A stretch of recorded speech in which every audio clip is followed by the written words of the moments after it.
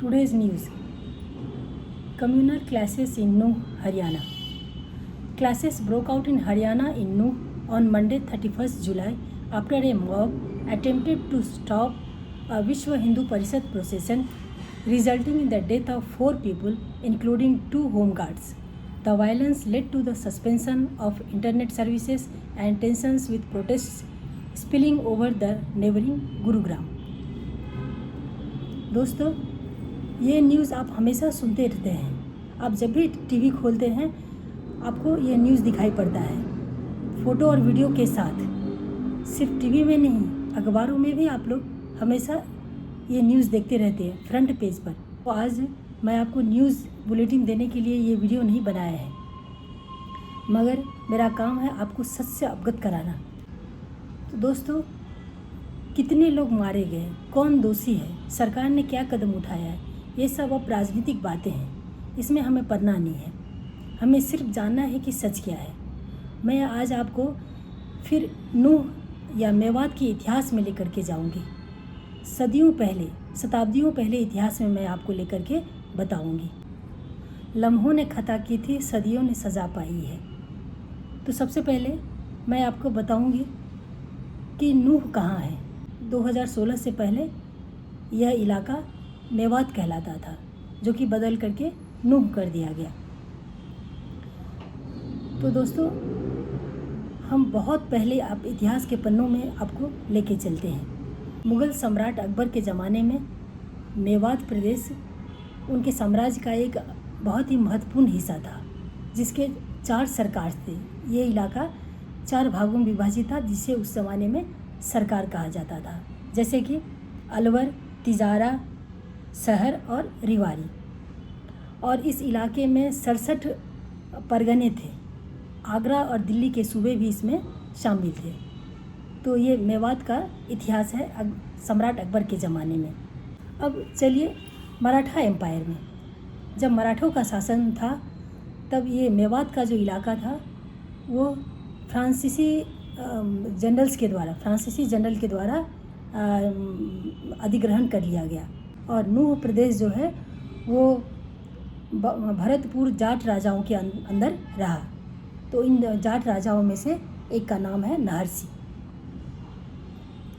अब दोस्तों, मैं आपको बताऊंगी कि ये मेवाती लोग कौन है, मेवात कहाँ है और मेवाती लोग किस जाति के हैं और उनका क्या धर्म है। म्यू और मेव, ये लोग मेवाती मुस्लिम कहलाते हैं। बरसों पहले, सदियों पहले इन्होंने अपना धर्म परिवर्तन कर लिया, इस्लाम धर्म को अपना लिया हिंदू से। मगर इनका जो कल्चर और ट्रेडिशन था वो हिंदुओं जैसा ही था।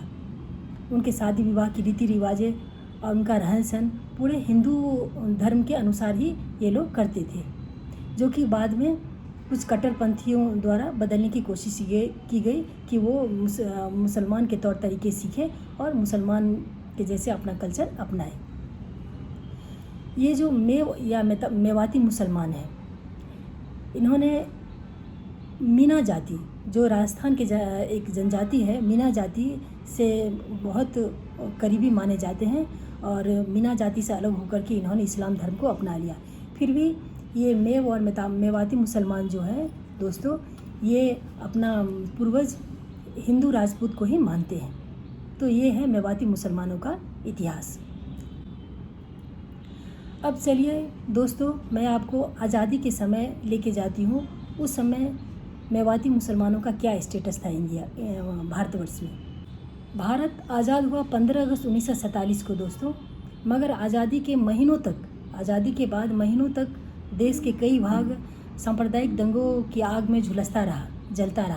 ज़्यादातर पूर्वी भाग में बंगाल में और पश्चिमी भाग में पंजाब के राज्य और उत्तर पश्चिम के राज्य जो है वो सांप्रदायिक दंगों की आग में झुलसता रहा। महात्मा गांधी इन सांप्रदायिक दंगों से पीड़ित इलाकों का भ्रमण कर रहे थे। उस समय लोगों को समझा रहे थे, खास करके मुसलमानों को समझा रहे थे कि वो भारतवर्ष छोड़ करके पाकिस्तान ना जाए।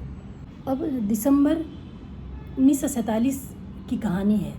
उस समय दिल्ली के कई प्रदेश सांप्रदायिक दंगों की आग में जल रही थी। उनमें से मुख्य है करोल बाग, पहाड़गंज और शहादर, और इन सभी जगहों पर महात्मा गांधी जी के आने की खबर थी।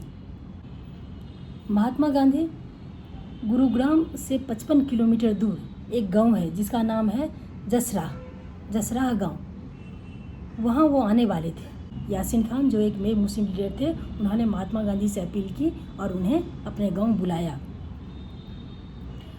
तो ये यासीन खान कौन थे? वो पंजाब असेंबली के मेंबर थे, मेवो के लीडर थे और पंजाब असेंबली के मेंबर थे, और एक यूनियनिस्ट पार्टी उस समय हुआ करता था जिसके वो लीडर थे। तो दोस्तों, इस तरह से मुस्लिम लीग जब बना तो उसने अपना अंजाम पहुंचाया भारत के विभाजन तक, देश के बंटवारा तक मुस्लिम लीग एक्टिव रहा, और वो देश के बंटवारा करके पाकिस्तान एक नया मुल्क बनाया।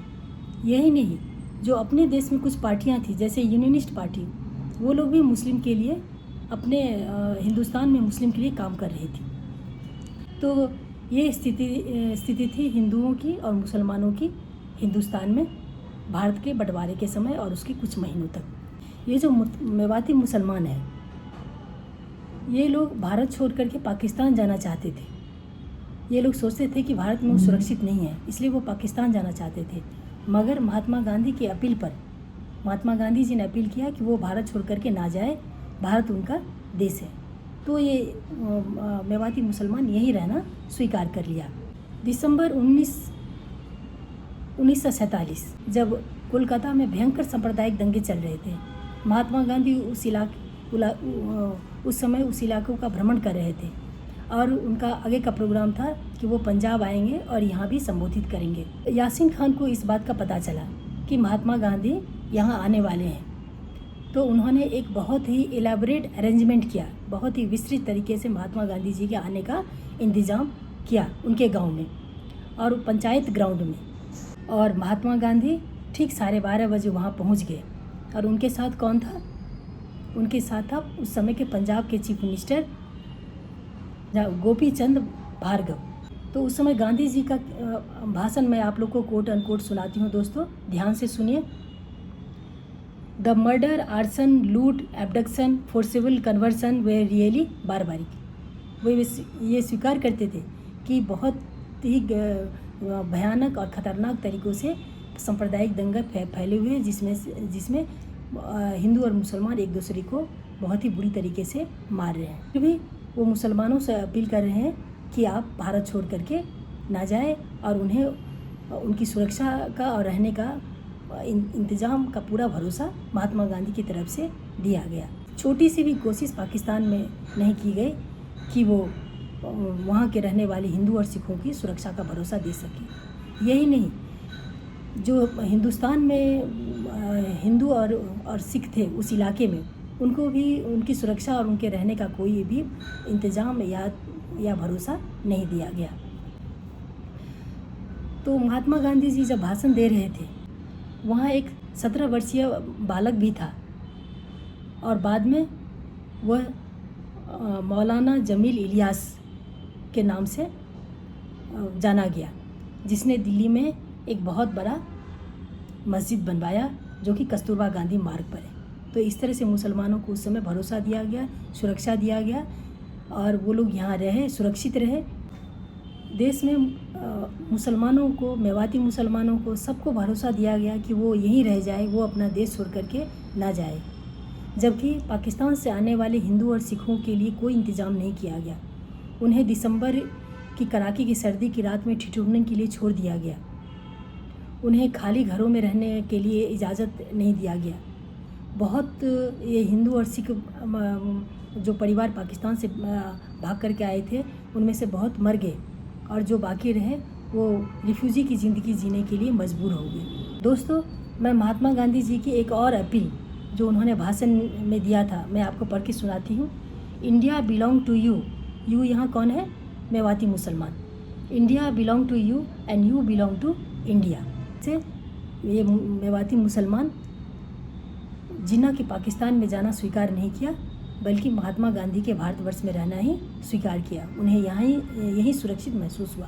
तो इस तरह से मेवाती मुसलमान अपने ही इलाके में रह गए और वहीं बस गए। आगे महात्मा गांधी जी क्या कहते हैं दोस्तों, ये भी गौर से सुनिए। आई एम टोल्ड मियो और Mewatis were almost like criminal tribes. If the statement was correct it called for an all out effort on their part to reform them. Mahatma Gandhi क्या कहते हैं कि मुझे कहा गया है कि ये मेवाती मुसलमान जो है वो लूट मार करने वाले जाति है। अगर ऐसा भी है तो भी हम चाहते हैं कि वो सुधर जाए और भारतवर्ष के जो मुख्य धारा है उसमें शामिल होकर के यहीं पर रहे। तो दोस्तों ये है मेवाती मुसलमानों का इतिहास। तो महात्मा गांधी जी के अपील के कारण वो भारत छोड़ कर के नहीं गए बल्कि यहीं रह गए। उनके रहने का इंतज़ाम किया गया, उन्हें सुरक्षा दी गई, जबकि पाकिस्तान से आने वाले हिंदुओं और सिखों के लिए ऐसा कुछ भी नहीं किया गया। तो दोस्तों ये है मेवाती मुसलमानों का इतिहास, जिन्हें गांधी जी ने सुधारने का और मुख्य धारा में शामिल होने का भरोसा दिया था हिंदुस्तान के लोगों को। ये मेवाती मुसलमान आज पहाड़ों से, छतों से पत्थर बरसाते हैं, सरकारी संपत्तियों को नुकसान पहुंचाते हैं, हिंदू तीर्थयात्रियों को मारते हैं और गाड़ियों को जलाते हैं। तो दोस्तों हमें आज भी आज़ाद भारत में, जब हम आज़ादी की 75वां वर्षगांठ मना रहे हैं, आज़ादी की अमृत महोत्सव में हैं हम लोग, उस समय भी हमें इस तरह की घटनाएं, नूह जैसी घटनाएं देखने को मिलती है और ये बहुत दुख का कारण है। ये सब घटनाओं को देख करके, खास करके नूह की घटना को देख करके दोस्तों हमें रामधारी सिंह दिनकर जी की एक कविता याद आती है कि समर शेष है नहीं पाप का, भागी केवल व्याध, जो तटस्थ है समय लिखेगा उसका भी इतिहास। तो दोस्तों आप हमारे चैनल को देखिए, लाइक कीजिए और सब्सक्राइब कीजिए। धन्यवाद।